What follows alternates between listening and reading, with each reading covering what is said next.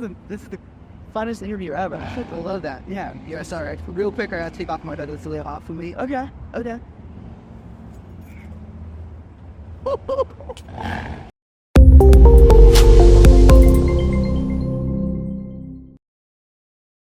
Hi guys, I'm Brandon and I record a lot of these videos. Somehow for this one I forgot to record like the first 10 seconds, so we're just gonna fast forward and start right I here. got to say last thing. That's Apologies. how good. That's how it's running. It's actually super easy. Yeah, it's super easy. It's like the word. Yeah. Floersch. But what's crazy is even like people in my family say it different. That's how I say it. That's how like my brothers say it. That's how my dad kind of says it. He kind of says more Floersch, but I feel like Floersch. It's a bit prettier. I don't know. So I've been saying it like that. Makes sense. Makes sense. All right, that's good. That's well. Just talking to Jimmy. Play. It's crazy, man. What is it? The loudest play ever. I see it. Where is it? I'll be a guest. Wow. Okay, hold on. I kind of want to see this. We said.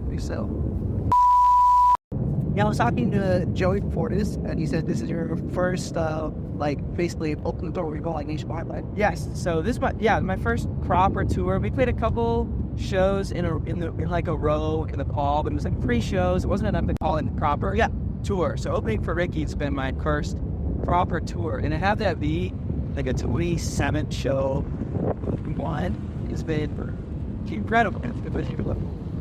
That. and yeah, you're nearly able to tour. So like, how has it been like overall? Has it been like any rough bumps, or everyone has gotten like relatively smooth? So we've had a couple shows, like a couple hiccups, but nothing too like brutal. Yeah, I think our biggest hiccups were there was one in Austin where we had a song. We used a lot of tracks, live sound, and we had one song in particular that like we were sound checking and we really get a particular section, and then we were actually playing the song. That section started looping live while we were playing. Luckily, it was a section of the song that like loops already. So it wasn't like super noticeable, but it was like, oh gosh, it was really scary for like a moment. That happened in Austin, and that was like our second show. So it was like right off the rip, okay, there were a couple mistakes, and most of these shows have gone wonderfully. Like this tour has been the most incredible experience ever. Playing for Ricky's audience has been incredible. It was a great audience.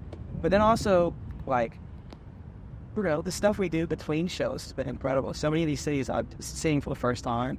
So being in Montreal was like a really, really cool time. Spending the day yesterday on the beach in San Diego. Yeah, first time. Lovely. So the experience overall has been incredible. It's been like the coolest thing ever. It's cool. Yeah. And you're about to be on in a few hours. And I'm wondering, do you like repress anything on your rider? Anything like crazy, or we have a pretty because it's like an opening tour. Yeah, like opening slot. Like we're not going crazy on the ride or anything. We ask for like chips and salsa, or like chips and dip. So a lot of times we're getting like tortilla chips, or like a salsa. We're getting Ruffles and like a sour cream, I know, like dip or whatever. And then we get a veggie tray. And then we get beer and water, and usually that's like it. We also have on our rider like Coca-Cola, but we like only get that. Yeah, we only get that, here and there. But it's nice to have some caffeine in it too. But it's the main priorities of beer and water. As long as we're getting those, we're good. We're set.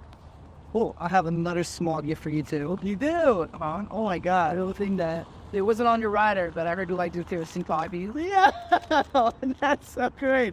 Thank you so much. We're gonna crack these open probably in the green room. Is that it? What the? Oh my gosh! You're gonna give me stomach ulcers. Maybe eat all this before out there. You're right. Thank you so much. I appreciate it, for real. That's so good. But I heard, well, I didn't even hear. I actually just listened that you dropped the single last week. Yes, and it's been like pretty well received so far from what I've seen. Yeah, I'm just wondering what inspired you to make that song go. So, Clean for me, it's definitely like it's not raunchy, but it's definitely like a more sexual song than like anything that I've written in the past. I guess more like blatantly so. In that it's just like chock full of window and kind of like hidden meaning and things like that. But for me, like trying to remember how it came about in the first place. Like, for the longest time, for like years, I've tried to write like a sexy song, and I don't feel like I'm like I'm not like a very sexy guy. Like I don't feel like I exude that, like an Usher or like Justin Bieber, guys who like can play that role like really well.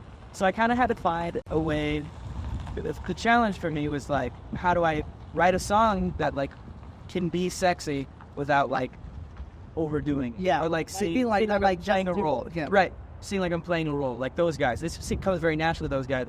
If I try to do something like that, it would cross very fake. And so I had to find something that was like that could like check both of those boxes. And I felt like this song that was centered around a bit more of like the domestic or like acts of service kind of like space, like was able to do that. And so I think actually the first line came from like a voice memo as I was driving in the car. I could go back and find it really want to, but that would take me a second. But it was a different line at first, but it was all I want to do is something and something.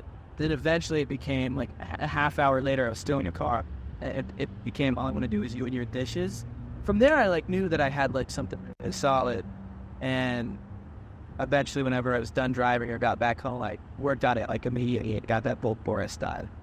So that's how the song kind of began. Hey, like, is one of your love languages actually? No, I'm actually a physical touch guy, but that's it. Thank you. I love that. No. So I'm physical touch, and then I think like quality time. I like my two big ones.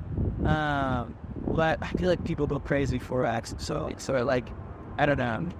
I'm great. It plays well. It's a good song too. It is a good song. I mean, believe it or not, mine is like CV Lipness. That makes a lot of sense. Yeah, makes a lot of sense.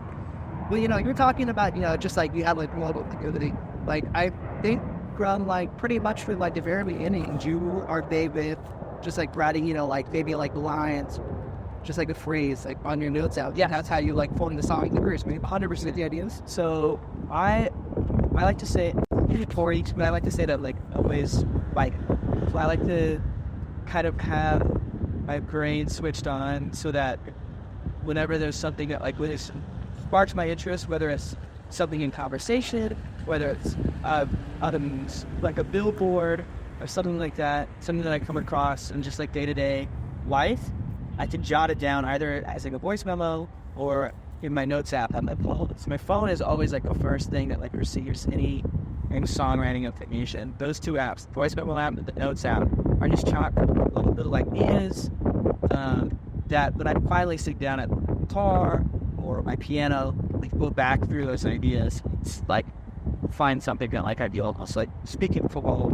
whatever, like try to like pick up something good. That's typically how it goes. Yes. And I read it in an interview last year. It was with this channel that I like too. I think you like, yeah. That's it. It's okay. Floersch. But when they did the interview with you, you were, I think, debating on whether siding with like a major label or not. Yes, I think currently you're still independent. Still independent, yeah. And I'm wondering because I think right now is a good time for independent artists to at least thrive a little bit because thanks to social media, stuff like TikTok, which safe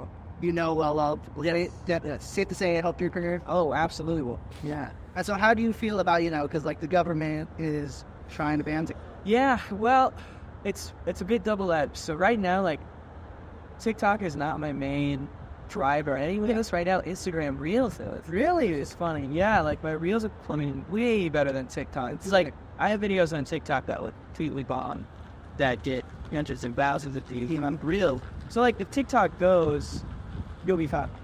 I think I'll be okay because I'm, like, diversified enough. But at the same time, like, it'll be a bummer from, like, a purely, like, one like social, because that's like where I get video content and like where I interact with like the people that I listen to and like whatever. Like as a consumer, I really like TikTok, so that sucks. And then also like just not crazy about like this. I don't know. It feels very like sensory. Like I like not to be like political or whatever, but I just don't love the idea of like the U.S. shutting down this app just because they don't like what people are making that seems a bit strange. Anyways, that's how I feel about it. But still, on the side of TikTok, like you said, to be independent, right? It's a good time. Especially now that all of the UMG's catalog is cool. Yeah. Like, all that music is off TikTok right now. And so, there's opportunity there. Yeah, and so I hope it doesn't go away. If it does, it's a bummer. But it's also not yet the way. Because I know, like, you know, I can include it. I know I've interviewed past, like, some artists just, like, recently. A few, you know, have been dropped or left their label. Yeah. But, you know, a lot of marketing for them was, like, just really on them. Like, the label didn't really help. Right. They're just like, hey, like, you know, they want to call, like, yeah, you can just do it again. Just go viral again. Right. Which, yeah, it's frustrating. I hear that all the time. Like, I have a lot of friends who are signed to a lot of different labels. And you hear the same thing every time where it's like, okay, I got signed. I'm, like, waiting for a big push from the company itself. That never comes because the company is relying on the artist to make these TikToks, whatever. And anytime, like, a label makes a TikTok for an artist, they usually flop because they're inauthentic and they're like, they just don't feel real. That's a frustrating thing. I'm sure it's much more frustrating. You ever heard bars, sir? Like, luckily, I'm not opposed to being signed. Yeah, I got the right deal. I just want the right deal, and I feel like we have a connect lost. Speaking of TikTok, though, there's like this channel where they listen to music, and I stole this idea from them. I'm going to play a few songs, which I think... Oh, yes. Yeah, okay. You know what I'm talking about? Yeah. So, here, let's play some... Wait, I'm nervous. Okay. I think you got this. Okay. All right, first song. Let's see if you know the artist. This is Mumford design. Wow, like, just like... Easy. But yeah, I heard it because Mumford something played a big deal in news artists because I think they basically helped you get the band, right? Yeah, that's right. So I don't really listen to them a whole lot anymore. Yeah, they were so important to me in like late grade school, early high school, as far as like just appreciation of music and coming into my own as like a writer because of the banjo, like really, really heavily because of the banjo. Like I was obsessed with that sound, and I picked it up. I pretty good at banjo still. Like I never was, even after like a reference put me picking up. I was like never good at the banjo. So I realized it very quickly I wasn't like disciplined enough from like a good instrumentalist. But I learned a couple of chords and started writing on my own. And like Mumford says to be like free out. That's it. Nice. Yeah, got that one quick. I'm proud of myself for that. That was crazy. All right, next one. Hey, wait. John Melly. Yeah, dude, you're good at this. Like, I gotta give you a little like. You're giving me a little softball. Yeah, but you know, because I've listened to some of your songs too, and you could tell there's a little bit of an influence. 100%. He was super big for me in high school as well. Like as I was finding my sound and figuring out who I wanted to be as an artist. I would say more so than like Mumford & Sons, as far as like an influence sonically on me, and also like writing stylistically, because I was just like a little bit older when I kind of became obsessed with it. Buddy of mine that I played soccer with introduced me. Like we would carpool to and from soccer practice. And he introduced me to John Benton's The Human Condition album, and like it was all I would listen to like a year. Yeah, like I think like sophomore year or junior year of high school, I was just like obsessed with that. Yeah. Now this one maybe is a little harder. This isn't like one of the top songs. Okay. Let's see if you know them. If I read it. Oh, okay. Money. Wow. I've been listening to like on the road. I've been listening to a lot of Vampire Weekend whenever like I'm driving, which isn't super optional. Whenever I'm driving, like I've been listening to a lot of Vampire Weekend. We just went through like that a week ago. So that's fresh on the brain. That's a good one though. Was that California, England? Yeah, dang. Fire, dude. You're too humble. You're giving me an easy one. That's not an easy one. Come on. That is a bit of a deep cut for them, but I love Vampire Weekend. Right, this one's a little curveball. Popular song, but maybe not too related to you, but we'll see. That. All I did is Sweater Weather? Okay. The Neighborhood? Yeah. Okay, let's go. Dude, what the? I'm killing it. That was huge. That was huge on the radio and like blah, blah, blah. But nice. Okay, I'm glad I got that one. Okay. And I know, because after college, you moved to Nashville with, you know, with some friends. Mm-hmm. But I feel like as an adult. You know, like, yeah, like you have friends that you knew from back then, but like, you know, when you're like in your adult phase, it's a little bit harder to make friends like on your own unless you're like college on it. Right? Say? Oh, absolutely, absolutely. I think since being in Nashville, like a lot of my like friendships have come from. I mean, like me and Joey. Yeah, he said you guys met at a bar. Yeah, like super early on, like my first week of being out there. So like socially, like drinking's a great way to meet people. True. Even like another big one for me has been the community I've built in like the soccer states. Well, you still playing soccer? I'm still balling, dude. It's a lot of pickup. It's a lot. Like I do play in like an 11v11 league with a couple of boys, and some of them are in music as well, which is pretty cool. But soccer's been like big for me, social as well. So and friends and stuff like that. Yeah. All right. Because I do that. So you still a center defensive back or? Whoa! No, so I did play. That's crazy. That's so I did cut it, right? Yeah. Okay, so in high school, like, I was a center defense player. I was a captain my junior and senior year, and now, man, it's so much more fun to score goals. Oh yeah. So now, like, I like to play up top, and I like to like shoot. But back then I was a bit more. I don't know. I wasn't like one of the better guys on the team, but I was a pretty good defender. Yeah, pretty solid. So I stayed back there. Yeah. All right. Where? Actually, real quick though, because you know, I feel like we've been really friendly so far. Yeah. And I'm learning, we could like officially be friends. Absolutely. Oh my gosh. Absolutely. Thank you. Are you kidding me? This is the funnest interview ever. I love that. Yeah. Yeah. Sorry. Real quick, I gotta take off my hood. It's a little hot for me. Okay. Are you in fight? Were you in fight?